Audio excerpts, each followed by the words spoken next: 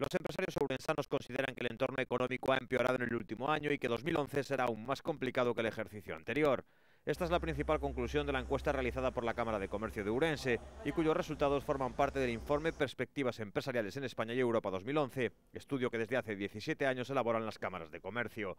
El sondeo realizado en Ourense refleja que el 48% de los empresarios espera un 2011 más complicado que el año anterior, 10 puntos más que los datos recogidos en el informe de 2010.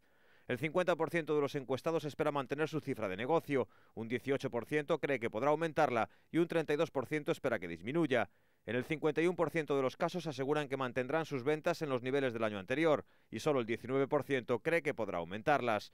El dato más positivo se enmarca en la exportación, pues un significativo 21% manifiesta su esperanza de vender más en el mercado exterior.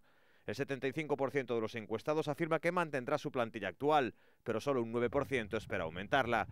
Las empresas ourensanas dan muestras de intentar mantener su nivel de inversión, como así refleja el 57% de los encuestados. Sin embargo, el 31% cree que tendrá que disminuir su volumen de inversiones frente al 12% que espera aumentarlas.